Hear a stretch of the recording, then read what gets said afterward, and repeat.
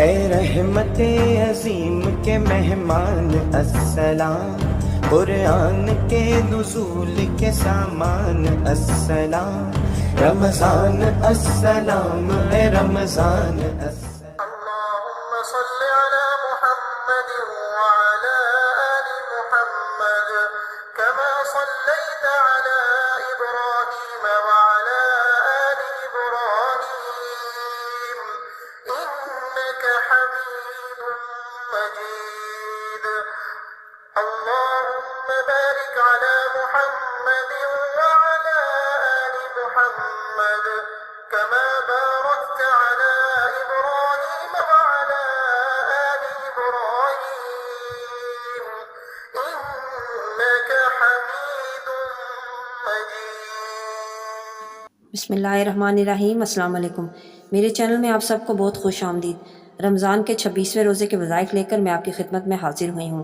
اس دن آپ نے کیا وظائف کرنے ہیں اور کیا پڑھنا ہے نوٹ کر لیں۔ 26واں روزہ فجر کی نماز کے بعد 11 مرتبہ پڑھیں۔ انی اوذت بربی و ربکم من کل متکبر لا یؤمن بیوم الحساب۔ ظہر کی نماز کے بعد 7 مرتبہ پڑھیں۔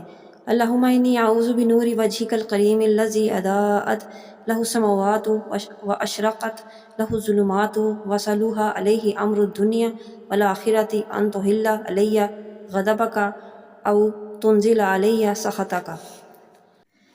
عصر کی نماز کے بعد 7 مرتبہ پڑھیں۔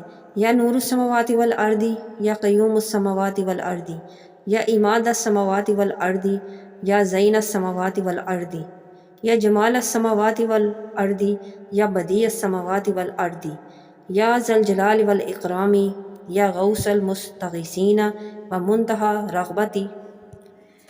رغبت العابدین و منفسا عن المقروبین و مفرجا عن المغمومین و صریغ المستصرخین و مجیب الدعوات المضطرین کاشف سوء الہ العالمین۔ عصر کی نماز کے بعد 3 مرتبہ پڑھیں۔ اللہم ما لم تبکی قلوبنا من خشیتک فاغفر لنا یوم نقمتک من اعدائک۔ مغرب کی نماز کے بعد 3 مرتبہ پڑھیں۔ اللہم انی اعوذ بک من شر ما اقترفت واعوذ بک من جہد البلاء ومن عذاب الآخرہ۔